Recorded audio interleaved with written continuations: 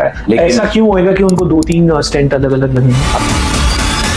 ये दोबारा हो सकता है, और सेकेंड टाइम जब होता है बहुत ही सीरियस हो सकता है, जान भी जा सकती है। हर पेशेंट के साथ आई स्पेंड मैक्सिमम टाइम समझाने के लिए। Real estate is so expensive, cars are expensive, but how can we expect healthcare not to be expensive when you have the best CT machines or best MRI machine? कि मैं जो भी surgeries करता हूँ full free है, सिर्फ medicine का cost लगते हैं पेशेंट को। तो कुछ ऐसा डॉक्टर्स का भी होता है कि आपकी रेगुलर पढ़ाई होती है, फिर कुछ एग्जाम देने पड़ते हैं, कुछ होता है ऐसा? The main things that I usually prescribe is a complete blood count. You need to know your hemoglobin, white blood cells and differential count होते हैं उसमें। अलग-अलग type of blood cells, उनके मात्रा क्या है। मतलब खुद आलू काटो और तल कर खा लो is better than? Definitely way better. Tell us some early symptoms that one can see in their body and they should consult a cardiologist. देखिए, एक बार जब mild heart attack हो जाता है, they are at very high risk to develop a major heart attack. अगर 4 wall में से एक बंद हो गया तो आपकी लाइफ पर कुछ असर पड़ेगा? हार्ट अटैक सिर्फ ब्लॉकेजेस की वजह से होता है। कार्डियक अरेस्ट जो होता है वो वाल्व प्रॉब्लम, एरिथमिया, इन सबसे हो सकता है। अरेस्ट मतलब सडन बंद होना, हार्ट अटैक मतलब एक रीजन पे खून ना जाना।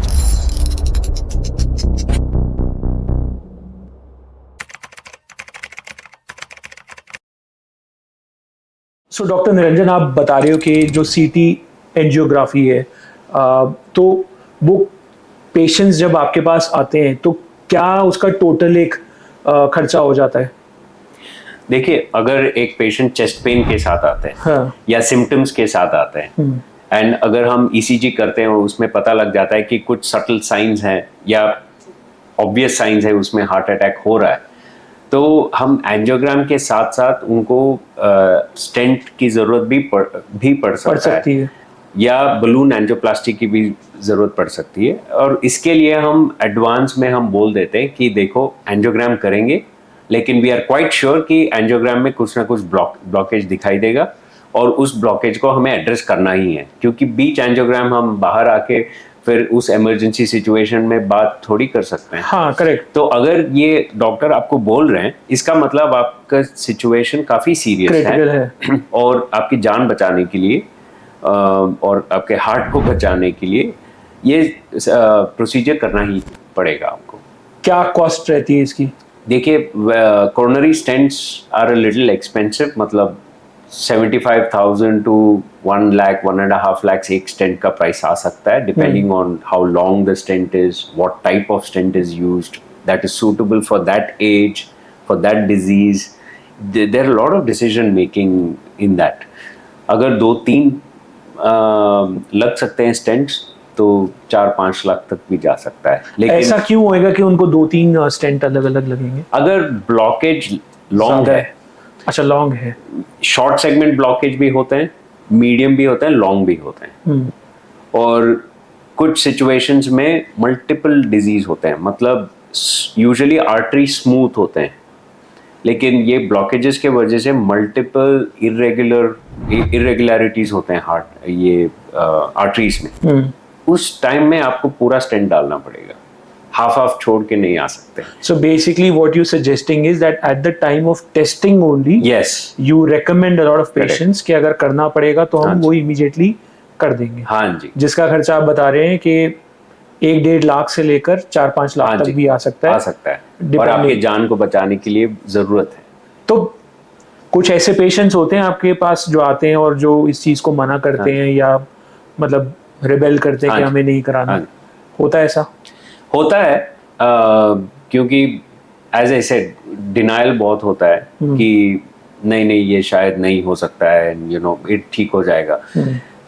We can treat with medications only, medicine दे सकते हैं, लेकिन फिर से हार्ट अटैक होने का या सडन कार्डियक अरेस्ट होने का रिस्क बहुत ज़्यादा रहता है, और ये हम समझा के भेजते हैं पेशेंट को। वैसे हम एडवाइस नहीं करते हैं, अगर उनको जाना है तो वो जा सकते हैं, लेकिन उनको ये याद रखना चाहिए कि नियर फ्यूचर में ये दोबारा हो सकता है, और सेकेंड टाइम जब होता है बहुत ही सीरियस हो सकता है, जान भी जा सकती है। the whole point of doing all this exercise, ये stent डालना ये सब, to prevent future major cardiac arrest and sudden death. Right. So again, I think people have that fear that the hospital or the doctors are overcharging them without any rhyme or reason. So again, I would like to ask कि आप क्या समझाते हैं उन्हें, या आपकी तरफ से क्या एक इनिशिएटिव होता है जिससे वो समझ जाएं कि it's important and it's necessary for them right now to get that done? I think my advice to all the doctors involved in all the cardiologists and cardiac surgeons, my suggestion and advice is spend time with the patient. Patient को समझाना बहुत important है. मैं अपने patients को बहुत सीधे terms में, और अगर मेरे पास हार्ट का मॉडल है उस पे भी दिखा के या कंप्यूटर पे दिखा के समझाता हूँ, एंजियोग्राम दिखाता हूँ या ब्लड टेस्ट ECG चेंजेस दिखाता हूँ, और वो उसके थ्रू मैं समझाता हूँ लोगों को कि ऐसे प्रॉब्लम है, ये नहीं करेंगे तो ये होगा. I think communication is the key. Correct. Communication patient और डॉक्टर के बीच में ट्रांसपेरेंट और एम्पैथेटिक मैनर में होना चाहिए. करेक्ट. मैं हर पेशेंट के साथ आई स्पेंड मैक्सिमम टाइम समझाने के लिए. अगर उनके पास रिपीटेड क्वेश्चंस भी होते हैं तो मैं बैठ के आंसर करता हूँ, क्योंकि मैं ये समझता हूँ कि हमारे लिए ये रोज का काम है, लेकिन हर पेशेंट जो हमारे ऑफिस में आते हैं उनको शायद जिंदगी में पहली बार और एक ही बार होता है. उनके लिए वो बहुत बड़ा इवेंट है. तो मेरा काम ये है कि उनको पहले एक्सप्लेन करना, कंसोल करना, एम्पैथेटिकली बात करना, समझने की कोशिश करना चाहिए कि what they are trying to say. And I think even people who visit doctors should understand कि कुछ डॉक्टर्स के टाइम जो होता है बहुत ही प्रेशियस होता है. आप टारगेटेड क्वेश्चंस के साथ जाएं डॉक्टर के पास कि यही पूछना है, और मुझे 1 घंटा नहीं स्पेंड करना चाहिए डॉक्टर के साथ, क्योंकि उनको कई सारे मरीज होते हैं जो वेट कर रहे होते हैं उन्हीं के तरह. तो it has to be from both sides. और खर्चा इसीलिए आता है because we use all the latest equipments and everything is expensive आजकल. Real estate is so expensive. Cars are expensive, but how can we expect healthcare not to be expensive when you have the best CT machines or best MRI machines? You're ready to buy a Mercedes or a BMW or any branded car for double the premium of the same car you'll get in other brands. But you expect world-class healthcare in the cheapest cost? Yeah, that's not possible. मुमकिन नहीं है. We have to be logical यहाँ पे. अगर हाँ आपको cheap में चाहिए तो there are places which offer you cheaper healthcare costs. But this is a private setup. It has taken years and crores of rupees to build the setup. Yeah. For example, it's taken many years. And also for the doctors, it takes anywhere between 13 to 25 years of medical education to become a specialist who can do a lot. And the amount of monetary investment, the amount of emotional investment, family sacrifices that happen, and personal sacrifices have to be accounted for. Right. And yes, the doctor does wish उनको कुछ arrangements होते हैं कि वो जाके charity भी करते हैं, वो जाके free hospitals में भी free काम करते हैं, और कई चीजें ये एडवर्टाइज नहीं करते हैं हम लोग. आप करते हो? I do, yes, I do operate. Even here we have a government regulation that we have something called a free ward patient, जहाँ पे डॉक्टर्स का खर्चा ही नहीं है, कि मैं जो भी सर्जरीज करता हूँ फुल फ्री है. सिर्फ मेडिसिन का कॉस्ट लगते हैं पेशेंट को, तो वो भी करता हूँ मैं with the same zeal and the same interest and the same expertise. तो हम भी करते हैं, लेकिन हम एडवर्टाइज नहीं करते हैं. एंड इसका मतलब ये नहीं कि we need to be taken for granted, है ना. तो इट इज टू वे, दोनों तरफ. I agree with you.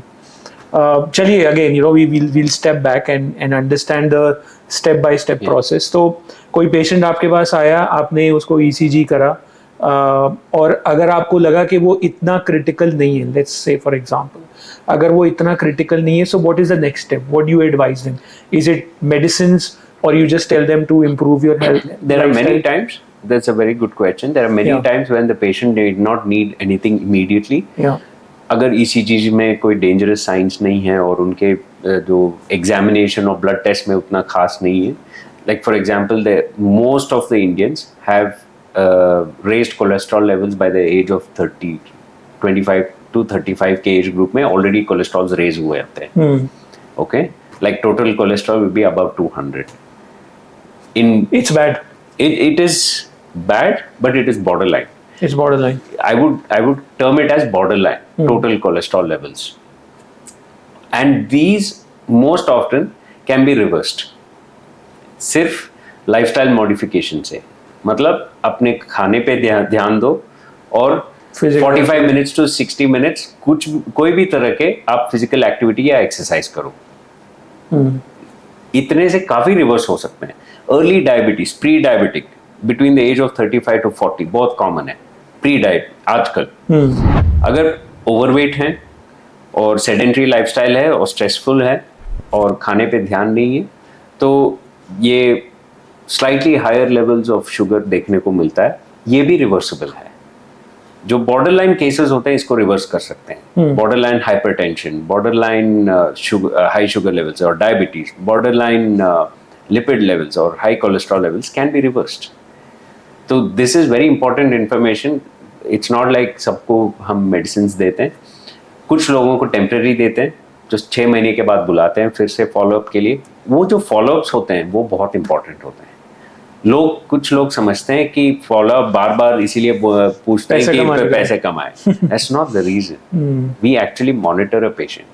मेरे कई सालों से पेशेंट है. मेरे अब्रॉड से पेशेंट अभी भी मुझे मैसेज करके पूछते हैं कि ये अब क्या करना है, अब क्या करना है, अब क्या करना है.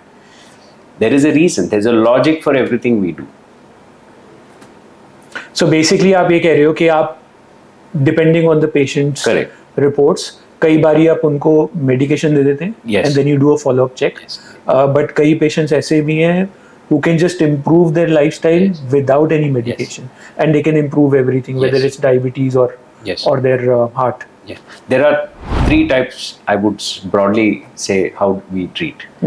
Conservative treatment with lifestyle modification, best medical treatment with the best possible medications that can be given for that particular situation, and interventional treatment, surgery या angiogram या angioplasty या stenting. तो ये 3 broad classifications होते हैं. जैसे कैसे कि when we treat patients कि you fit into this and we need to do this. Right. Okay. Let's talk about yourself now a little. Where are you from? You know, what is your education? Just tell us about that a little.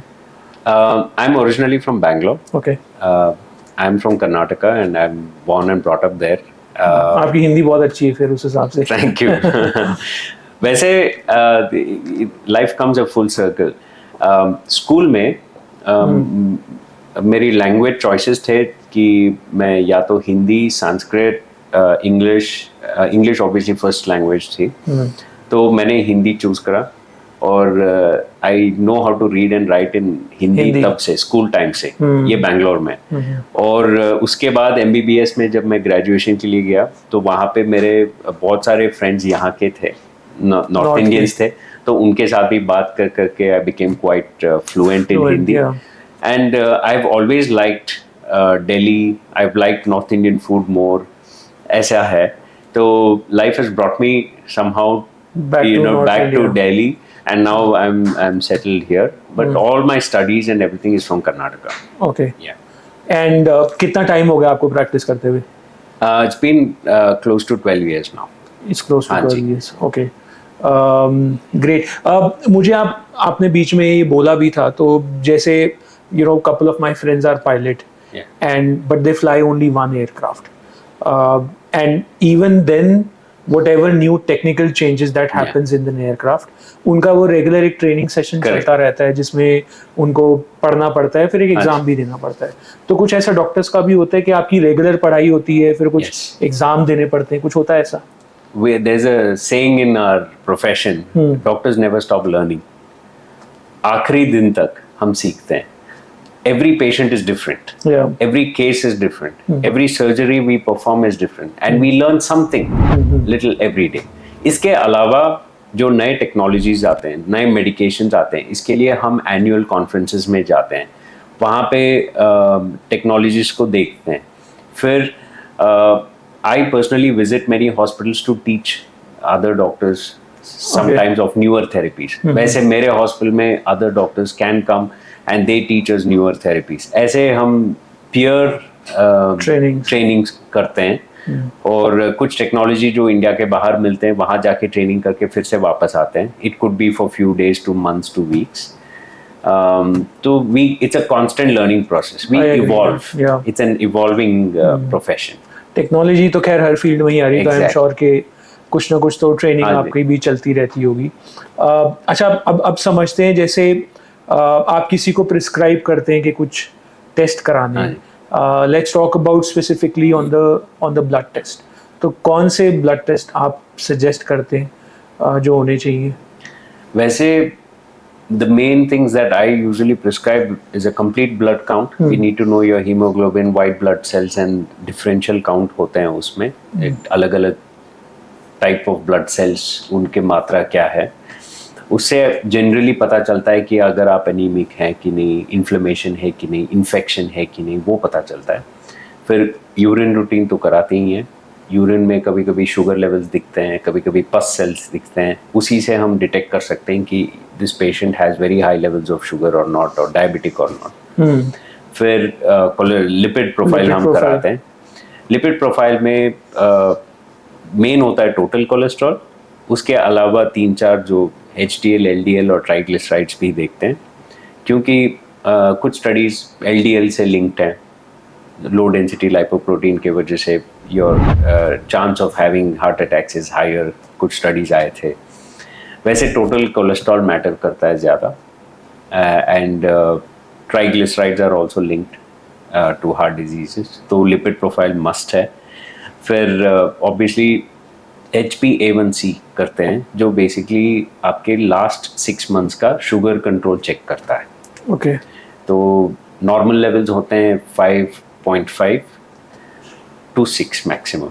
6 के ऊपर border line होता है, और उससे कई ज़्यादा that means you been diabetic for a while and you are getting detected now, which means आपको medications या लाइफस्टाइल मॉडिफिकेशंस करके उसको चेंज करना पड़ेगा आपको. तो these are basic test and important test. इससे आपका बेसलाइन पता चल जाता है. कुछ लोग मल्टी वाइटामिन प्रोफाइलिंग कराते हैं, कैल्शियम लेवल्स भी देखते हैं, एंड ECG हम करते हैं, ये कॉमन है. Echocardiogram is basically ultrasound of the heart and sometimes ultrasound of the abdomen. Okay. आजकल इसको कंसोलिडेट करके एक पैकेज बना दिया जाता है कई प्राइवेट हॉस्पिटल्स में, but these are the most common and most. ठीक है. ये जो आप एनीमिया की भी आपने बात करी, क्या उससे भी हार्ट पर कुछ इफेक्ट पड़ता है जो एनीमिक लोग होते हैं? Chronic anemia can lead to heart failure. Basically anemia is reduced hemoglobin level. मतलब आपका हीमोग्लोबिन कम होता है, RBC कम है, RBC कम है, हीमोग्लोबिन कम है. It is a pigment which attaches to oxygen. तो ऑक्सीजन कैरी करता है RBC बेसिकली हीमोग्लोबिन के साथ बाइंड करके. तो वो जो ऑक्सीजन कैरी करता है, उस अगर हीमोग्लोबिन कम है तो इतना कम ऑक्सीजन पहुंचता है आपके वाइटल ऑर्गन्स में. अगर वो क्रॉनिकली ऐसा चल रहा होता है, then you can develop heart conditions. The heart gets bigger, failing heart, so on and so forth, and it can affect your lungs, it can affect your brain, chronic hypoxia की वजह से. So there are lot of medical conditions where anemia can affect. Okay. अच्छा, doctor Niranjan, एक और बड़ा myth है that heart diseases is only quite common in the males and not in females. आपके हिसाब से क्या वो मिथ है या actually it's a fact? It is a fact. It's a fact. 3 times more incidence of heart attacks in males compared to ladies. Wow. Especially in the reproductive age group. That is from the age of 15, whenever they start their menstrual cycle, to they achieve menopause. Ladies' hormone, that is estrogen, has a protective effect on Heart. on the hearts by preventing atherosclerotic plaques. Cholesterol जो deposition होता है उसको inhibit करता है, तो उसके वजह से उस एज ग्रुप में, यंग एज ग्रुप में, लड़कियों में या फीमेल्स में देखने को कम मिलता है, लेकिन उसके बाद जो है वो रिस्क 3 गुना बढ़ जाता है जब उनका एस्ट्रोजन लेवल कम हो जाता है मेनोपॉज के बारे में। ओके, बाद में तो ऑलमोस्ट मान लीजिए उसके बाद रिस्क ऑलमोस्ट इक्वल या उससे भी ज्यादा है फीमेल्स में एनाटॉमी भी डिफरेंट होता है, मतलब heart is smaller and generally heart beats faster and their arteries are also small, so the same duration of blockage of the arteries can become accelerated in ladies. Right, so it's not a myth, it's actually a fact. It is a fact that from the get go males are more predisposed to heart attack. तो जैसे oestrogen level उनका ladies में ज्यादा होता है और mails में testosterone ज्यादा होता है, तो क्या testosterone is bad for heart health? It is not bad for heart health, but it is the lifestyle in conjunction with even hormonal imbalance in main. मतलब अगर टेस्टोस्टेरोन के साथ अगर ये सब भी रिस्क फैक्टर्स हैं तो that can accelerate the cause.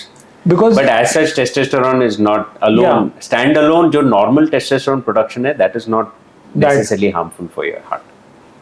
Okay, because you know a lot of people that I know who gym a lot, they always try to boost their testosterone. Exactly. Right? So I just want to understand that, is it really harmful? So the levels of testosterone taken like that is I would say 5 to 10 times higher than what our body produces. Which is not needed and our body is not designed for that over a long term. Short term अलग होता है, short term के भी effects होते हैं, but the long term ones are the ones which are problematic.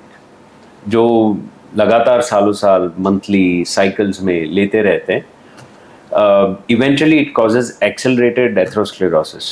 Cholesterol deposition बहुत speeden up हो जाता है, and it can also cause clotting, accelerated clotting. कोई भी चीज आप एक्सेस में ठीक नहीं होता है, right? So how can we expect our body to function normally with abnormal levels of testosterone? Right. Muscle तो सिर्फ फ्रेमवर्क है हमारा. It's not our internal fitness. Muscle is just our outer framework, just what keeps us functioning. Muscle में receptors हैं, testosterone receptors. उनका काम है सिर्फ टेस्टोस्टेरोन जो दिया जाता है उसको लेना है. करेक्ट. उसको रेगुलेट करना मसल्स को नहीं आते हैं. रेगुलेट सिर्फ हमारे ग्लैंड्स और हमारे इंटरनल ऑर्गन्स करते हैं. लेकिन जब हम बाहर से सप्लीमेंट करने लगते हैं, मसल का काम है लेना, तो वो रिसेप्टर्स के साथ लेते रहते हैं, बड़े होते जाते हैं, लेकिन इंटरनल ऑर्गन्स दे हिट बैक. वो टेस्टोस्टेरोन प्रोडक्शन बंद कर देता है, ऑर्गन डैमेज स्टार्ट हो जाता है, जो बाहर से पता नहीं चलता है. और खैर ब्लड टेस्ट होते हैं, ये सब रेगुलरली चेकअप्स होते हैं, but we still do not look internally कि ब्लॉकेजेस हो रहे कि नहीं, कार्डियोमायोपैथी हो रहा है कि नहीं, ये पता लगाना मुश्किल है. और क्लॉटिंग चांसेस, जैसे मैंने कहा, ये क्लॉट तुरंत हो सकता है, मिनट्स में क्लॉट फॉर्म हो सकता है, और मिनट्स में सडन डेथ हो सकता है. ये कोई प्रिडिक्ट नहीं कर सकता.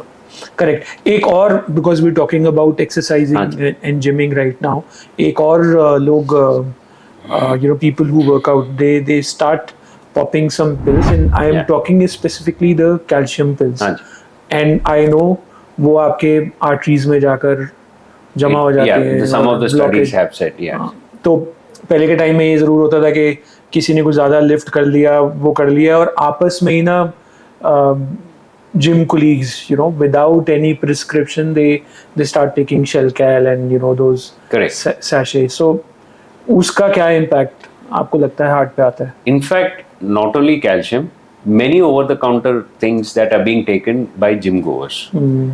ये प्री वर्कआउट भी हो सकता है, जो अबनॉर्मल लेवल्स ऑफ कैफीन होते हैं, केमिकल्स होते हैं, स्टिमुलेंट्स होते हैं, जो हार्ट रेट को बढ़ाता है, ब्लड प्रेशर को बढ़ाता है. अगर आपको प्री एग्जिस्टिंग कार्डियक कंडीशन है जो आपको पता नहीं है, तो वो उसको एग्रीवेट करके तुरंत आपकी जान जा सकती है. But calcium, over the counter calcium supplementation, free form calcium supplementation जो हम लेते हैं, it's directly, some studies have shown direct link with calcium deposition in your arteries.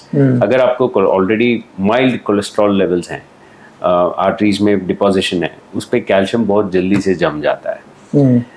क्योंकि ये सप्लीमेंटेशन लाइफ लॉन्ग नहीं लेना चाहिए, कोई भी सप्लीमेंटेशन लाइफ लॉन्ग नहीं लेना चाहिए. ये सप्लीमेंट्स हैं, ये रिप्लेसमेंट्स नहीं. करेक्ट. तो समझना बहुत इंपॉर्टेंट है. Supplement is only when you know that you can not take regularly with normal food, natural. अगर हम इनफ टाइम आउटडोर्स में स्पेंड करते हैं, या एक शॉर्ट साइकिल के लिए विटामिन D3 मेडिकेशंस हम लेते हैं, तो उतना काफ़ी है. उसके बाद उसको बंद करना चाहिए. और कई सारे जो हमारे इंडिया में ओवर द काउंटर जो मेडिकेशंस मिलते हैं फॉर जिम गोअर्स, सप्लीमेंट्स, ये many of them are unregulated. हमें जो उस पे क्लेम होता है लेबल्स पे, वो इम्पोर्टेंट नहीं कि not necessarily it is there in the supplements. Actually there have, if you dig down into Google, you can actually find some studies which have studied these supplements, and alarmingly 90% of them do not contain what they claim, or they contain abnormal. एक पीछे study भी आई थी, a lot of exactly way protein के बारे में. exactly. अभी मेरे ख्याल से कुछ 4-5 महीने exactly. जिसमें कुछ उन्होंने एक्चुअली उन्होंने टेस्ट किया सारे ब्रांड्स को. उसमें प्रोटीन लेवल ही इतना कम था, less than 50% of the supplements had less than 50% protein that they were claiming. I know. तो you can not just popping them. Advice करना भी इज अ क्राइम एंड लेना भी इज अ क्राइम. ये जो हम मीडिया में देखते हैं, जिम कैमरा में सडन डेथ होना, ये सिर्फ दिखाते हैं, बोलते हैं कि 31-year-old gym goer died. हाँ. Do they know why he died? Do they know what was he taking? Was he on supplementation? Was he on hormonal supplementation? Over the counter इतने आसानी से मिल जाते हैं आजकल hormonal medications.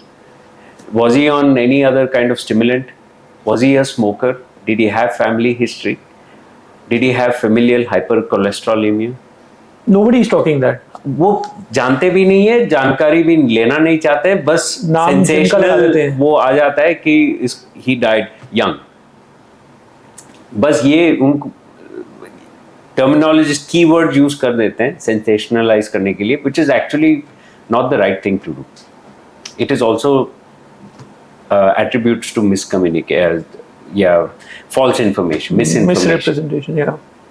So we need to understand there are a lot of diseases. For example, there's another thing which you can touch upon is there's something called hypertrophic obstructive cardiomyopathy, thickening of the heart muscle, abnormal thickening of the heart muscle. This happens in the younger age group. And why does that happen? It could be either due to genetic changes. There could be an inherent impaired gene that causes hypertrophic obstructive cardiomyopathy, or it could be idiopathic. The patient is born that way, that very early in life they start developing the thickening of the muscle, and itna thick ho jata hai ki by around 16 to 20 age group mein it starts blocking the flow of blood from the heart into the body, and that is when you see these athletes suddenly die on the field. That is the condition that causes that, the most common condition. And because of the thickening of the muscle, the electrical activity of the heart is also impaired. And that electrical activity impairment is called arrhythmias. And that is also cause of sudden cardiac arrest and death in young people. It's not heart attack. Heart attack is different. Is different, correct? Yes.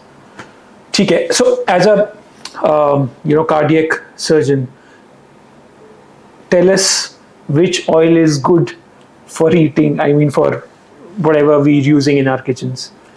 My best advice would be stay away from refined oil. आजकल जो हर India में specially we get a lot of cold pressed oils. Right. Freshly मिल करके देते हैं, जो बिना additives, बिना enhancers और नॉन रिफाइंड ऑयल होते हैं. इनमें से peanut oil, mustard oil, coconut oil in moderation. I'm not saying आपको float होता हुआ नहीं देखना चाहिए, दिखना चाहिए. Yeah, you should not keep having deep fried just because coconut oil or your peanut oil is good. You पकोड़े तल के आप रोज खाओगे. That is also not good. Unadulterated, unrefined, and desi, whatever is locally available. Cold pressed oils are the best. In moderation. If you can afford olive oil, yes, it is good. And I'm talking about few teaspoons in a day, not tablespoons, and not more than that. And not fried foods every day. So what is your recommendation in a day that, let's not talk about fried food at all. Yeah. But otherwise, what is your recommendation in terms of quantity each day a person can have in terms of, oil in their food? Maximum 1 to 2 tablespoons per day of any kind of oil per day. Is okay. It's not that harmful. That is normal individual who doesn't have cholesterol issues, who doesn't have heart issues, who doesn't have other blood pressure issues. And ideally, shallow cooked, grilled, and tawa based items are healthier than deep fried items. Stay away from white flour. Stay away from white sugar. Stay away from excessive salt. Anything in white is not good. This is bad, yeah. Except milk, that too limited quantity. चलो आपने milk तो बोल दिया, मैं कई लोगों को मिलता वो मिल्क डेयरी प्रोडक्ट्स को भी No, I don't see. There are, again, we are living in a day and age where everybody has a theory about everything. Yeah, absolutely, yeah. But सालों से सदियों से लोग दूध पीते आ रहे हैं, and ऐसा नहीं है कि वो सब they developed issues because of the milk as such. The problem comes when the milk is adulterated, is hormone induced, medication induced, and when it is diluted, God knows with what. Urea. Those are the things that actually cause the harm. It's not actual milk that causes the problem. We have to be very clear. And so the theory of no dairy is also not bad, because today it's very difficult to get unadulterated milk. Okay. That is same for vegetables also. Exactly. And fruits. Yeah. By eliminating dairy, you're eliminating the chance of having something bad at all. So it is not a bad idea to go dairy free, but just pure milk is not really detrimental for your health. No, it is not. Right. Because we were talking about the oil, आजकल आप क्या है ना कि आज की date में हर चीज़ का एक ट्रेंड चलता है, एंड सोशल मीडिया काफ़ी रिस्पॉन्सिबल है उस चीज़ के लिए. तो I don't know, but there is a question that I have to ask you. French fries के बारे में आजकल काफ़ी रील्स और काफ़ी सोशल मीडिया पे चलता रहता है that they are really really bad for your heart, because जो फ्रेंच फ्राइज आप खा रहे हैं उसका ऑयल कितना पुराना है, कितना फ्रेश है या नहीं है. सो आपका क्या उसके बारे में व्यू है? See, potato is starch. Yeah. और जो commercially available potatoes हैं वो usually preserved हैं. In the sense उसको freeze करके लाते हैं. And we don't know how old. So first and foremost, old food of any kind loses most of its nutritional value. So there's no real nutritional benefit. वो एक side हो गया. The oil that is being used, we don't know if it's refined and what kind of refined oil is used. And then we use the same oil multiple times in a day. And every time you heat and reheat the oil, it breaks down further and further, causing more of carbon. It gets converted to a form of carbon and other carcinogenic elements.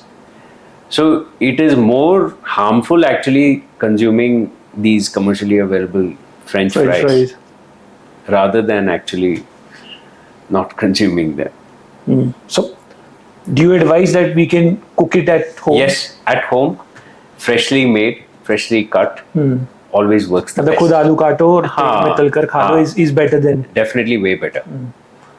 Definitely way. तो जिनको French fries पसंद है तो वो निराश ना हो, आप घर पे खा सकते हैं. हाँ जी, बिल्कुल बिल्कुल.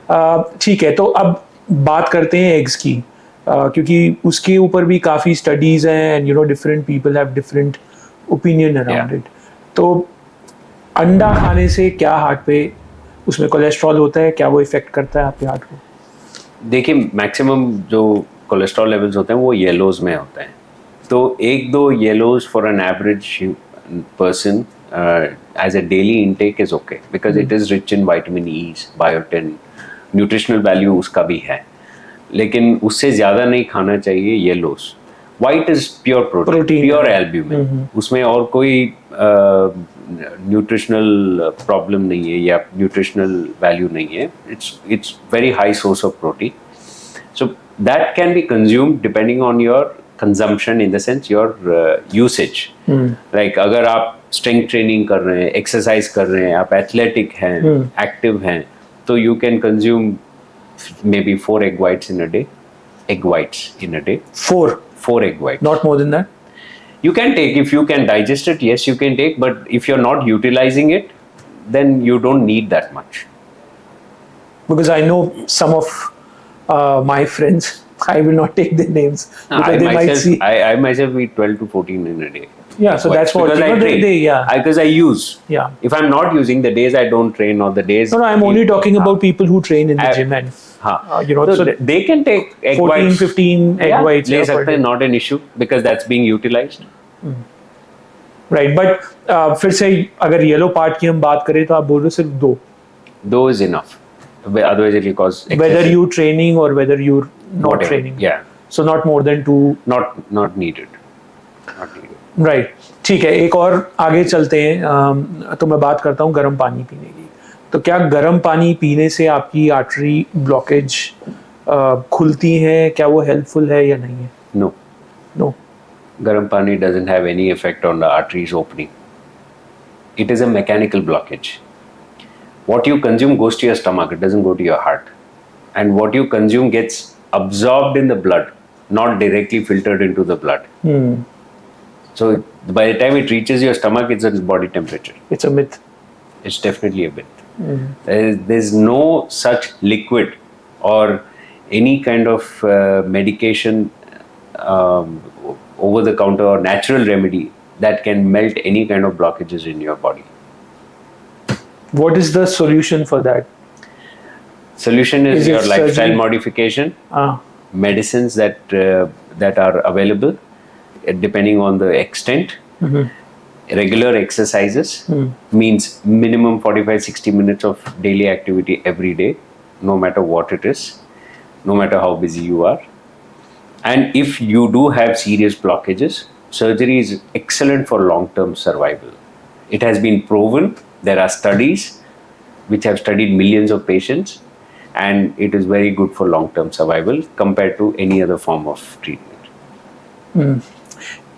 Let's touch base again. Once again, I would like to request you to tell us some early symptoms that one can see in their body and they should consult a cardiologist. If you're having left arm pain, which is not aggravated by any kind of physical activity, in the sense you didn't strain or you didn't hurt it anywhere, लेकिन आपको ऐसा लग रहा है कि left arm numb हो रहा है या pain हो रहा है या chest pain, center और left side, just ऐसे ही शुरू हो रहा है, जो you think shouldn't be there, you haven't exerted much, and sweating, cold sweating, जैसे आप बैठे हैं but you start sweating and there's no explanation for it, it's not even hot, then these are all subtle warning signs. It's better you go to the cardiologist. And sometimes अगर आप gastric burn के बारे में बात करेंगे, it can also be a sign of a heart attack, but gastric burn can be associated with some amount of chest pain or chest discomfort also. So that kind of gastric burn could be a heart attack. So that is a time when one should show to a immediately cardiologist. you should not waste time in trying to do home remedies or anything. You rather be overcautious than not cautious. और कितनी बारी आपको लगता है कि ऐसे कुछ science और सिम्टम्स होते हैं? लेट्स से किसी को फर्स्ट टाइम ऐसा साइन आया जिसको कई बारी हम लोग बोल देते हैं माइल्ड हार्ट अटैक है, उन्होंने कुछ नहीं करा, लेट्स से ऐसा हो सकता है क्या? हाँ, अगर कोई स्मॉल आर्टरी ब्लॉक हुआ है, हाँ. जो इतना सिग्निफिकेंट नहीं है कि वो हार्ट के फंक्शन को अफेक्ट करे, तो that's called a minor heart attack, जिसमें उनको रियलाइज ही नहीं हुआ that they should go and see a cardiologist. Silent heart attack, that's another term they use. And then they are living their life active and normal. Yes. तो दूसरी बारी वो कितनी जल्दी आ सकता है और कितना सीवियर हो सकता है, या दूसरी बारी भी कुछ ऐसा माइल्ड हो सकता है? देखिए, एक बार जब माइल्ड हार्ट अटैक हो जाता है, they are at very high risk to develop a major heart attack, because the एक सेगमेंट में ऑलरेडी चेंजेस आ चुके हैं. दैट मीन्स इट आइसोलेटेड कभी नहीं होता है, it always is a diffuse disease, हर जगह अफेक्ट कर सकता है. लेकिन that little unlucky artery was the first one to be affected, but there are other arteries waiting to be affected, and usually those can become major ones. They 2-3 बार minor नहीं हो सकते हैं. Very low chances of multiple minor attack. एक बार ही minor हो सकता है. हाँ, दूसरी बार तीसरी बार मेजर ही होगा. और कितना आपको लगता है कुछ ऐसा है टाइमलाइन कि इतने टाइम पर वो आ ही सकता है, क्योंकि लाइफस्टाइल पे तो कोई चेंज होएगा नहीं. करेक्ट. वो Right? कुछ दिनों में भी आ सकता है, कुछ हफ्तों में, कुछ महीनों में. Not more than that. I mean it can't take years. It unlikely. It's unlikely. It will happen in short span only, which is why immediate treatment is important. जैसे आपने शुरू में बताया कि चार वॉल्व्स होते हैं, राइट? Correct. Entry, Correct. और exit point, not entry point. Basically regulate blood flow in the heart. 4 valves. तो वो एक बंद हो जाए तो भी हार्ट अटैक होता है, या चारों बंद होते हैं तो ज्यादा वो सीवियर होता है? उसमें वो क्या होता है? अगर 4 वॉल में से एक बंद हो गया तो आपकी लाइफ पर कुछ असर पड़ेगा? I'll tell you, the most common valve disease in India up until now used to be rheumatic heart disease. उसको rheumatic heart disease बोलते हैं, जो डायरेक्टली हार्ट के वाल्व्स को ही अफेक्ट करता है. वो बहुत कॉमन है इंडिया में. यूजुअली थर्ड वर्ल्ड कंट्रीज में बहुत कॉमन है. तो ये rheumatic heart disease जो होता है, ये माइट्रल वाल्व, एओर्टिक वाल्व पे ज्यादा असर पड़ता है. फिर tricuspid valve and finally pulmonary valve. ये नाम है 4 वाल्व. हमें नहीं पता. नहीं, मैं बता रहा हूँ. तो इनमें से एक भी हो सकता है. अगर एक में कई सालों से वो वाल्व ठीक तरह से काम नहीं कर रहा है, can lead to heart failure and heart attacks. Not heart attack, sorry, cardiac arrest. Heart attack सिर्फ ब्लॉकेजेस की वजह से होता है. कार्डियक अरेस्ट जो होता है वो वाल्व प्रॉब्लम, एरिथमिया, इन सब से हो सकता है. अरेस्ट मतलब सडन बंद होना. हार्ट अटैक मतलब एक रीजन पे खून ना जाना. ये डिफरेंस है हार्ट अटैक और गुड दैट यू अरेस्ट में. Defined it already, because I wanted to check. हाँ जी.